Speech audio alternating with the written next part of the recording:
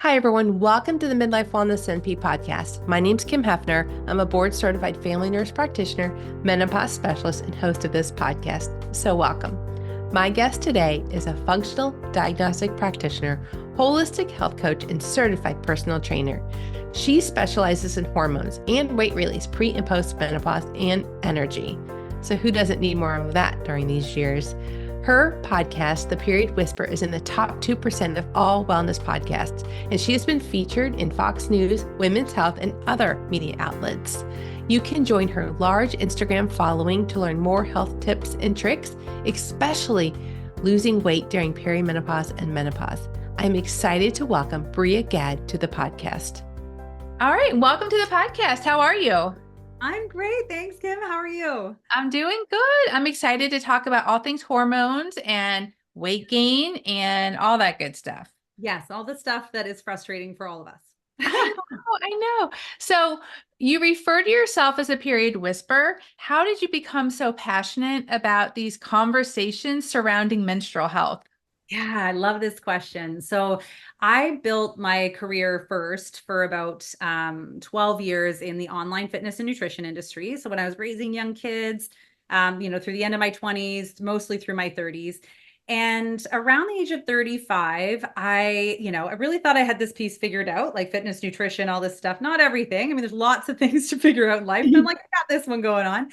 And I started noticing a shift in my clients. And mostly I started hearing things from them like they just weren't feeling the same. They were, dealing with some digestive issues. They weren't getting the same results. Like they just weren't sleeping as well, weren't getting the same, like we're not like having some period or their periods were really derailing them, things like that. And it really kind of got me starting to do some research. And then around the age of 37 for me, I just got slammed with it. It was like all of a sudden I started having sort of digestive issues. My period became irregular, which is, I think, always a time to pay attention to. Like if you're having any changes in that menstrual cycle, we want to know it's telling us something. What's it telling us? And, I started to get what I like to call undeserved weight gain, like when we have changed nothing, but things are changing in the body. And it just like it started, coming more as like some anxiety, especially cyclically. I really noticed when you're in the health and wellness industry, I think we are maybe a little bit more aware of what our body can be saying to us. And it kind of culminated in like I wasn't sleeping very well. And that was the real kicker for me, Kim, to go to my healthcare practitioner and be like, period's not right. I'm not right. Something's not right. And she was wonderful, did all the blood work, asked all the questions, and was like, Bria, you're the picture of health. And I was like, if I'm 37 and this is how I feel, and you call me the picture of health, like, I don't know that I can do this for the next 40 years, right? Like, I intend to be here a long time. And it was a real dark moment for me to be like, okay, something's got to change here. And I really kind of grabbed hold to that aspect on my menstrual cycle. I'd been starting to hear more people talk about menopause. And I remember thinking, I'm way too young for this. And it just made me really realize I didn't know enough about it. And that's what kind of had me dive into research, start getting much more educated, get some certifications around hormones, and start to really understand what no one had taught me anyway was like the role our cycle plays, how it plays into our weight loss efforts, our energy, our fitness efforts, all of these pieces. And I think the real passion for me, Kim, to kind of answer that question was like, if I'm in the wellness industry and I don't know these things and I only work with women, I am a woman, how on earth is any woman who's not in the wellness industry ever going to know these things if I don't start to share them, if I don't start to make a point of explaining them to us? Because we're all busy doing our own things, making the difference in the world that we can. And so that was the real piece that kind of lit that fire for me and got me passionate about it. Yeah, that's awesome. And it's so true. Like we're so busy during this time of life anyway. And then Yeah. all these hormonal things are taking place. It's like crazy. And you can totally relate to women. It's like, I feel like I'm losing my mind. I don't feel like myself anymore. I'm sure you've heard that. Absolutely. Like my body's speaking a Yeah. different language, and I believe Yeah. that fundamentally, like, we just haven't been taught about it at all. So youth can be very forgiving, right? We're born with this beautiful amount of energy and vital reserve and our ability to kind of bob and weave through things. And perimenopause kind of comes along, which is just this shift in our hormones. And because we don't know anything, we've been working not with them, but against them or to the side of them. And so Right. it really starts to matter at this time in life. Right. Well, you've mentioned that you think perimenopause is a gift. So, Yeah. what shift has to happen in women for that perspective to Yeah. change, Yeah. I to love that. see it as a gift? Yeah, I always think so. I think perimenopause happens for us and not to us, for us to really pay attention and get to know what's going on in our bodies. And I think the shift that has to happen is one, to understand what's really going on. So to know ourselves and our body. And I always say, like, we all hear about menopause, right? And menopause is a diagnosable thing. Essentially, our hormones have gotten to such a low level, like where we're no longer able to reproduce, that we've gone a year without a period. Bam, you're menopause and postmenopausal. But perimenopause is not a diagnosable condition. It's a reverse puberty transition. So you can't even really go and get, diagnosed with it or know it's there. It's going to be really confusing. And so I think it's this wonderful warning sign where a few key things are happening. One, we know the amount of our hormones are starting to change. We know this piece. What we don't know, Kim, is that the role, whose job in our body is handling these hormones, is changing. And that is, our ovaries are normally doing it. Now that job is being passed to our adrenals, and our adrenals are our stress managers. And like every woman in the world, our adrenals already have a really big, busy job. So you're going to, depending on the state of those adrenals at the time, you're going to add another job to them, kind of like throwing another ball in the juggling mix. Things are going to drop if they're already very full. So I always say, like, it's happening for us in that sense, for us to pay attention to really where we're at what capacity we're at, and how we're actually handling things, so we can start to nourish before things slide down and hit more into like disease and dysfunction. So it's a great warning sign for that, and for like that real like dark night of the soul moment for us to be like, okay, where am I really at? What am I lying to myself about? And the final piece I think that's so important is what's going on in our brain. And there's like the science behind it, and then there's the philosophy. And the science is really that as our hormones shift during this transition, our hippocampus and amygdala, the memory encoders and retrievers in our brain, are really sensitive to these changes.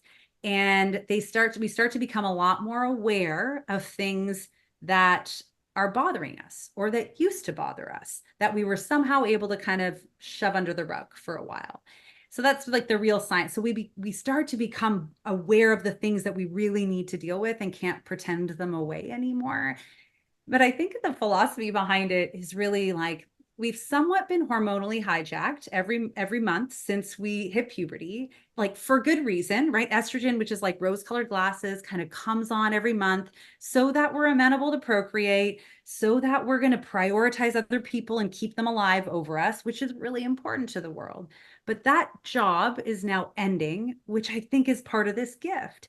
And now we're really aware of the things that actually bother us. And we can no longer kind of go through life putting everyone ahead of us, prioritizing everyone before us, because how we feel is how we feel. And we're genuinely aware of that now. And now it's time to like no longer numb those rough edges with that estrogen or with other things in our life, and actually really deal with the things that aren't serving us. Does that make Right. sense? Yeah, no, that's wonderful. Yeah, I think so too. I think it's kind of like a wake up call. Like, Yeah, wow, we've spent our whole life doing for everybody else. But during this time, like you mentioned, like stress management is massive. huge. Yeah, But it is. again, it's so hard for women to prioritize themselves, to take that time. And that's really like a key time when we should be prioritizing sleep and exercise and diet, but that Yeah. always just falls to the side. So, Yeah. what misconceptions do you think women or knowledge gaps are there surrounding this particular phase of life? Yeah, well, there's massive knowledge gaps. I Mhm. mean, women weren't really required to be a part of medical research or wellness research until the mid 1990s. So if you're in my age box, your age box, I mean, we're operating like small men. That's what we've been taught. Right, So, right. massive, but I think like the misconception is really that, one, we're just getting older. We're just going to gain weight. There's nothing we can do about it. We're going to be hot and cranky and tired. And I just think, although like any transition, right? Like you move houses, you move jobs, you move countries, you get out of a relationship, you start a new one. Transition does add a workload to the body. There's no doubt about that. And I don't think it should be like we're suffering more than 20% of the time. I think it should be a manageable transition, or there are things that can support us during that time if we need it. So I think the real misconception is that there's nothing we can do, and it is what it is.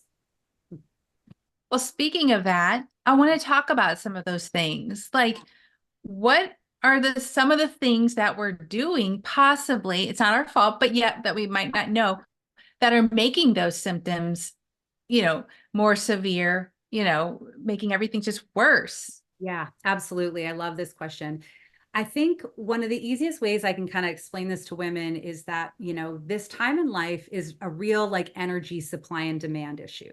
So we really want to get clear on what is creating the greater energy demand in our body and what is providing the energy supply. And some of the things that we are used to doing that we think are maybe not going to be serving us is, taking a look, of course, like burning the candle at both ends with our sleep.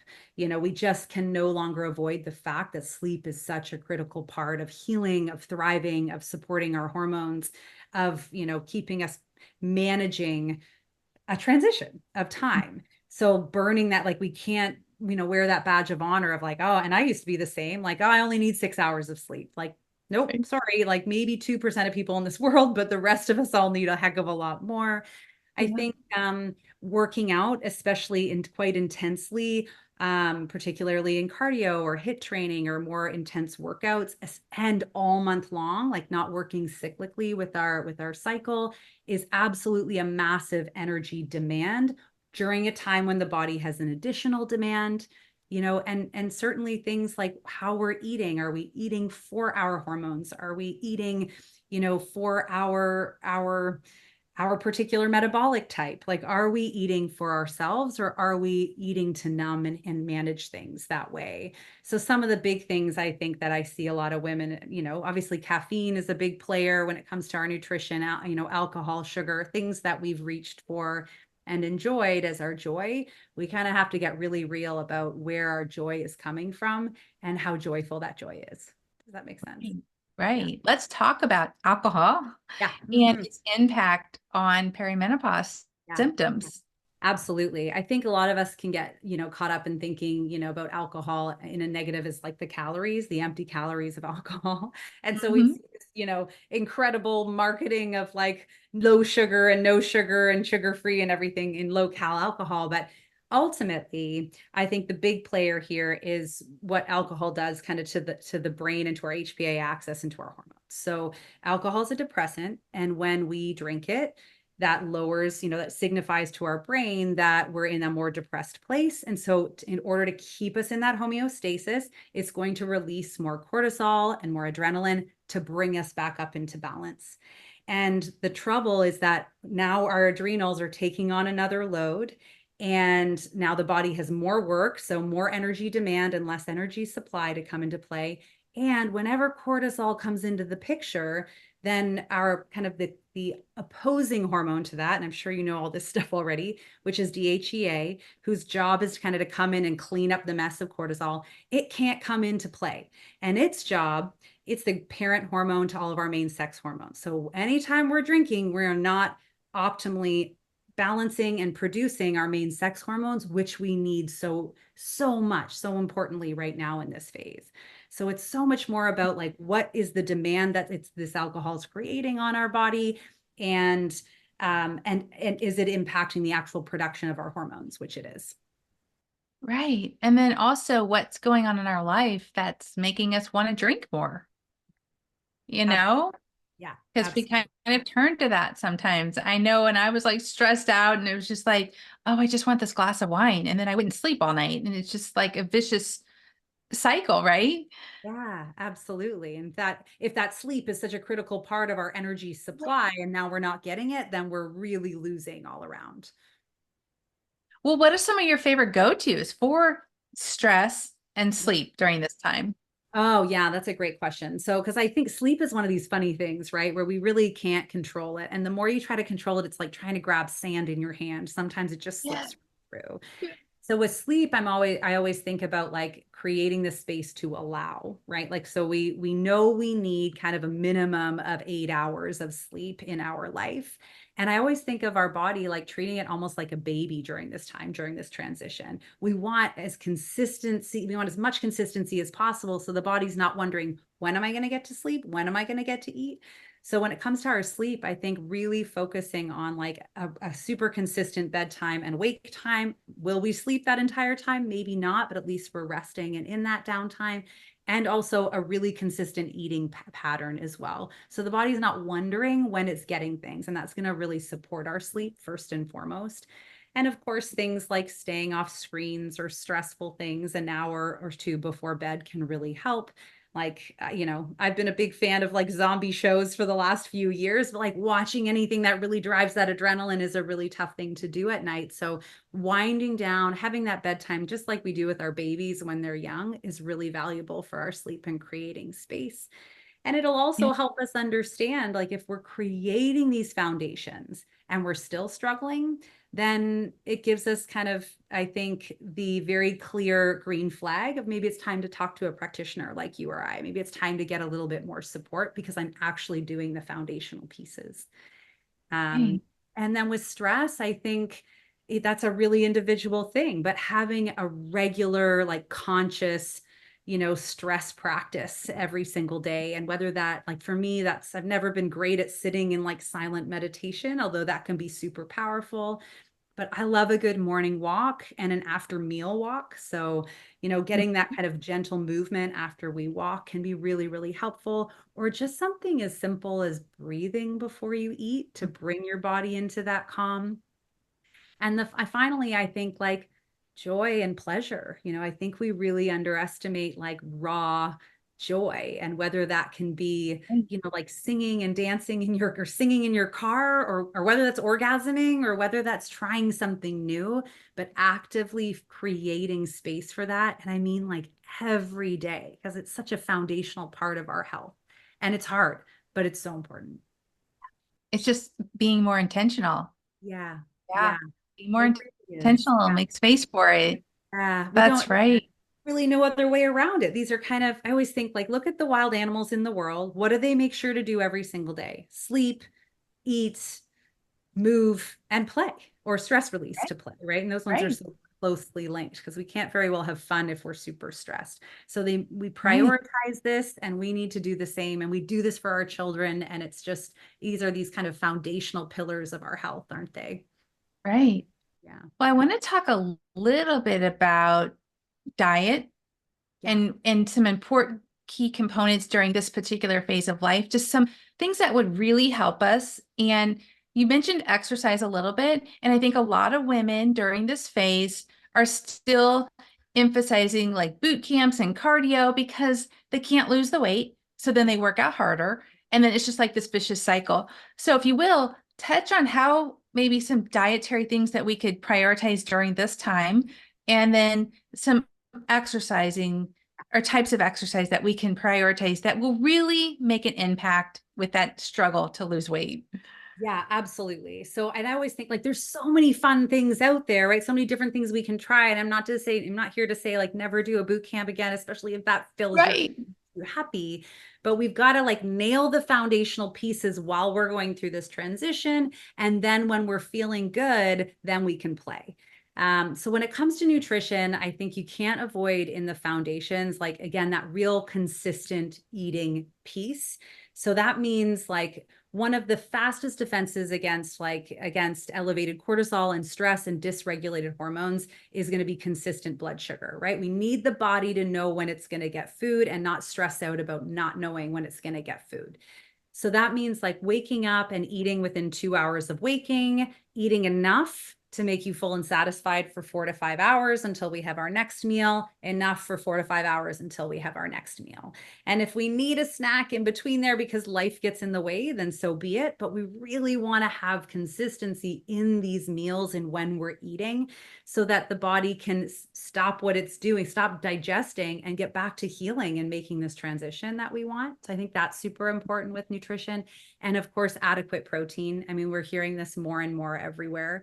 But I think that for all women, depending on your metabolic type, but all women, we're looking at minimum of 20 grams of protein per meal. If we're looking at 3 to 4 meals a day, I would even push that closer to 30, especially if you're an active woman. And then depending on your metabolic type, you might need more than that, or yeah, like how much muscle you have or the demands of your life. But we definitely want to make sure we're getting at least that protein. And I'm a big fan of balanced your meals. Like we should have carbs, proteins, fats, and fiber in every single meal. Let's just make it super simple for the body so she doesn't have to wonder or try to make magic out of nothing. Well, I think a lot of women feel like trying to get their fiber and protein in is like a full-time job during this phase of life. Like I hear that a lot, like, how can I get it in? I work, I do this. So how, like give me an example or tell women how they can fit this in, Yeah. because fiber is so important to combat weight gain. Protein is so important, but it is difficult. It is. And I absolutely honor that. Like, I don't think we can go from being all over the place to consistency overnight. I think there's always a practice, and everyone, of course, is bio individual. So that's where I think working with someone can be helpful if you're really struggling with this. However, as a vegetarian, like I understand the protein struggles here and there. So for me, I think like, in this, I also think it helps if you have 3 meals, we're not trying to figure it out 4 to 6 times a day. If we can like amalgamate it to these 3 meals, then we're figuring that piece out 3 times. I think that, breakfast, if you're a this is where we can see a lot of value with like, some great protein shakes. You add your fats and things in there. You've got your carbohydrates, which can be your fruit or so, so you can get a quick meal in when you need to, as long as it's a hearty enough meal. But 2 things I'd say, Kim. One, I think this is one of these situations where if we don't figure this out now, it's only going to get more challenging to to function and feel really great in our body anyway. So we kind of have to look at it like, let's just short-term pain for long-term gain. And that just, I think it only takes like 2 to 3 weeks of focusing on your nutrition to at least get several meals locked in that you're familiar with. But for me, just to try to give a day in the life, like I'm a huge like egg fan first thing in the morning. So, I don't, as a vegetarian, I do eat dairy, but not other things. Like I think eggs, protein shakes, if you do eat meat, like certainly like bacon, sausage, leftovers from last night's dinner can be a great start to the day. Lunch is less of a challenge, I think, for most people. Like you can grab like wraps and salads and burgers and sandwiches and things where we're putting the veggies and the protein right in there and just not overthink these things. And same with dinner. I mean, meat, potatoes, vegetables. Like I think like tofu, if you're a vegetarian or you're a vegan or plant-based, obviously if you're a vegan, you've got to combine your proteins a little differently. But I think if you're passionate about being a vegan, you're willing to put that effort in. So I don't know if that helps, but I think it's just one of these things where when you get a little support from someone or you just prioritize it for a couple of weeks, it actually gets a lot easier. And you have the energy in between meals to stay focused on eating the way you want to eat. I think that makes a huge difference, especially with you hit on something important, energy. Because when you're not starting your day with protein, like you are going to probably see that afternoon fatigue, low motivation. So those are great tips. I like that. Just kind of planning, having that structure is huge for our body because it wants to follow a natural rhythm, right? And so often we are fighting it. But are you a fan of calorie counting? Because I'm not so much. No. But what's your opinion? I'm a big fan of listening to your body. I think like it's very challenging to know how many calories are for all the people in the world. I mean, I've been big into fitness for years and years. So the amount of muscle I have, along with what I actually might accomplish physically or not in a day, is going to be really different from someone else. Plus, I'm a 5'7" woman. So that's a lot different from a 5'2" woman, from a 5'10" woman, So I think the most powerful thing, this is really where I think, the name The Period Whisperer came in, is like, we got to listen to our own body. So for me, it's like, eat your breakfast. And then I think we should just for a week or two track, how does that breakfast make me feel? Did I feel full and satisfied? Did I have good, clean energy? Did I feel jittery? Like what are the feelings that come out of that? Because at the end of the day, your body is the one that's going to tell you what it needs way better than anyone else can do for you, I think. I think so too. I'm a huge fan of that self-awareness. Like I can tell you something's healthy, and if you eat it and you feel terrible, then most likely it's not the right choice for you. So no, I think that is wonderful. Track it, see how you feel when you eat things. If you feel awful, don't eat it, So yeah, I totally agree. Yeah. Well, Well, how do you encourage yeah, how do you encourage, like what hope do you give for women that feel like they're doing everything and they still can't lose weight, and then maybe touch into the type of exercise that you really emphasize during yeah. this time? Yeah, we didn't, sorry, I skipped over that one. Get No, so that's excited. okay. So Yeah. I think I always think that when we're listening to our body, if we are not sleeping well, if our periods are all over the place, if we're dealing with digestive issues, if, we're having anxiety, if any of these hot flashes, night sweats, incontinence, like any of these symptoms that we often hear that come up through this phase in transition, or not during this phase in transition, these are messages that something is going on inside of our body. And I kind of feel like the shifting of our hormones or hormone imbalance is a lot like mental health. We can't see it. We can't, so it's not, so we often don't think it's there.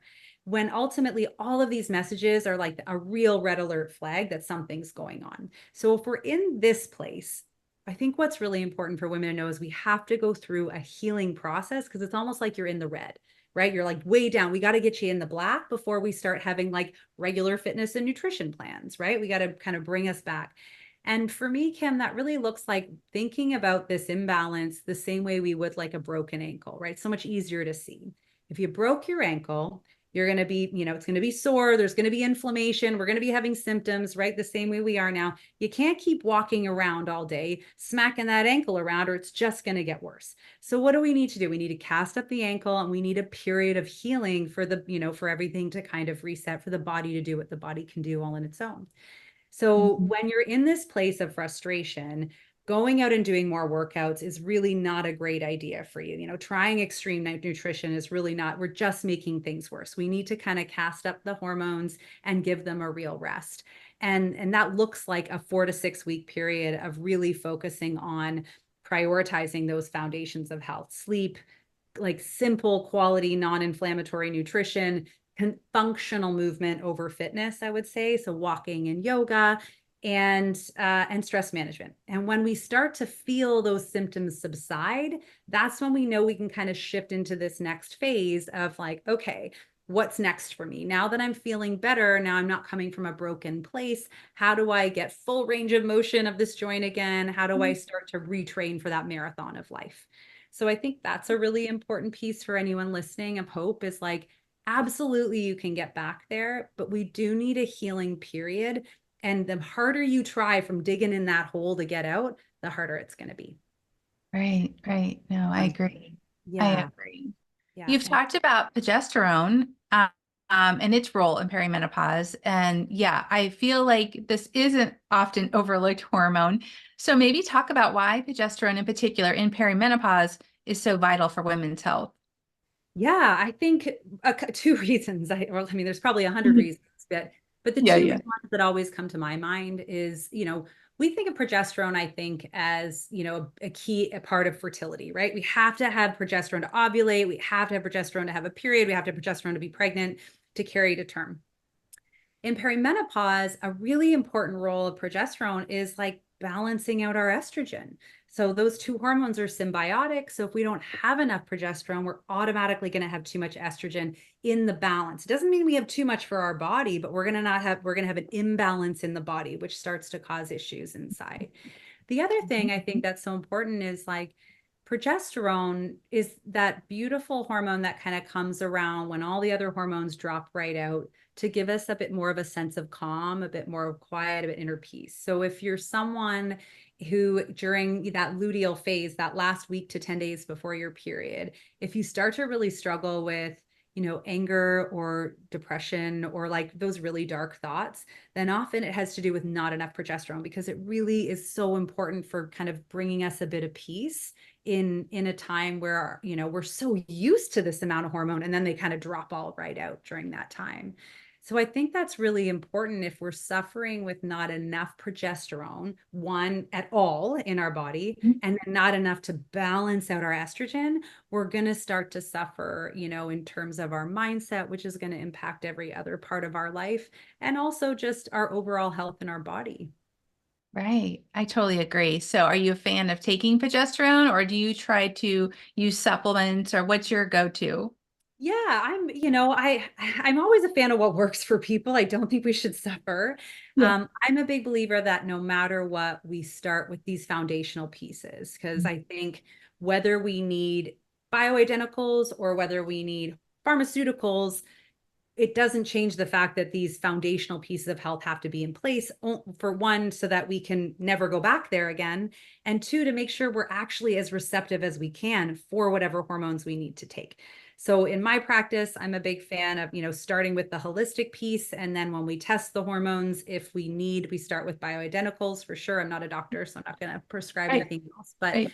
I believe in starting there, and then recognizing that Western medicine is its own miracle. And if we need to get there, we get there. But for now, let's make sure we're doing our part entirely to make sure that the body has what it needs on its own to do what I believe it can do most of the time. And then if it needs a little support, we start with the bioidenticals. Mhm. Mhm. I totally agree. Oh, yeah. Doing all that foundational stuff is just going to serve us well through perimenopause, menopause, and beyond. For Yeah. sure. It's so foundational. No, absolutely. Talk a little bit about if somebody's struggling and they come to you, what can they expect working with you? Yeah. Yeah, so I think if someone's struggling, for me, I really like to kind of look at, obviously meet people where they're at. But if they need sort of a full experience of, let's work together in a 90-day protocol, that's always one of my favorite things to do, is like, let's dive in. Because I think anytime I've been struggling with something in life, I know that it works better for me to have accountability, to have an expert, to have someone else to kind of help me look at things and keep me going. So that, I think it really looks like sitting down first and going over, all the symptoms, everything that's bothering you, because at the end of the day, like, those are the most important things that we start to heal on, and trying to create a plan based on your life that's going to meet you where you're at and help you grow to that next level at the pace that's going to work for you. Because it's all wonderful to say like, oh, let's never do this again and never do that again. But I think, we have to find something that, yeah, meets you where you're at, and also towards your goals. Once we get to a place out of healing where the body's feeling great, are the goals putting on a lot of lean muscle? Are the goals fat loss? Are the goals running a marathon? Are they traveling the world? Are they starting a business? Like, what are our goals here? And trying to customize something to what their needs are specifically. So Okay, I love that. Yeah, that's right. Just kind of bringing it all back. Kind of like, how do you want to experience perimenopause? Do you want to use natural methods? Do you want to use hormones? Just kind of prioritizing and talking about what you prefer to do. yeah. Is there anything that I didn't ask you that you feel is important that we should talk about? Yeah, I think I never ended up answering your question around fitness. I'm sorry, because I love fitness, so I should just address that one quickly. I do think in perimenopause, once we're in a solid place, obviously movement is movement. Like, if it makes you feel great and brings you joy, let's do it.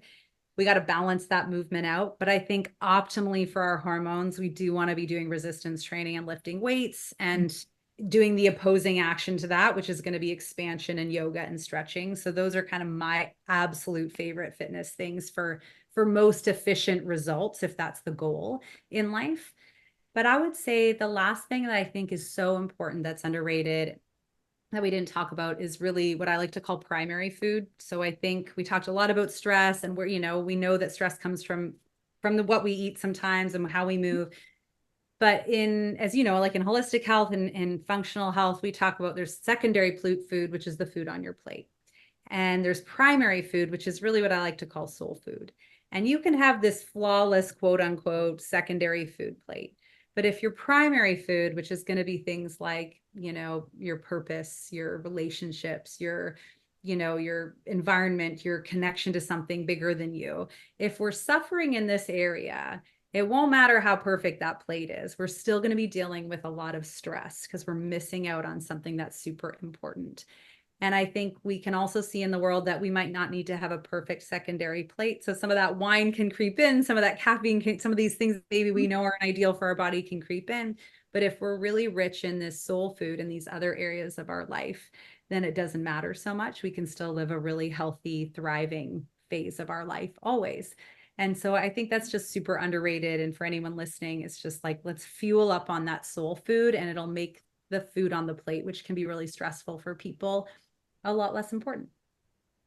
Right. I love that. I really do. And I think with our relationships, we have to give them the same attention as we do our diet, as we do our exercise, because they are equally important to our health and longevity. I can't agree more. Yeah. So if you had a giant billboard that all women in perimenopause and menopause would see, what would you want them to see? What would you want to say to them? Be more in your life and not just less on a scale. I think and take up space, right? Like I think we spend a lot of time in the world as women trying to be less when really when we take up more space, when we're more in our life, I think everything else just takes care of itself. I love that. I love that. Thank you so much for being here. This is a lot of fun and for everything you've shared. So inspiring. Honestly, I loved it. Where can everybody follow you and find out more about your podcast? Talk about that. Thank you. Yeah. Come check out. It's called the Period Whisperer podcast. It's all things perimenopause and hormones. So anywhere you get your podcast, come check out there, or feel free to come and hang out on Instagram at Bria_period_whisperer. You know, you can access website and all that stuff through that way, but come say hi, check it out. And, I'll be with you in these perimenopause years because I'm right in it, sister. Yeah. Awesome. All right. Well, thank you so much for being here. Have a good rest of your day and hopefully we'll talk again. Yes, thank you. Thank you.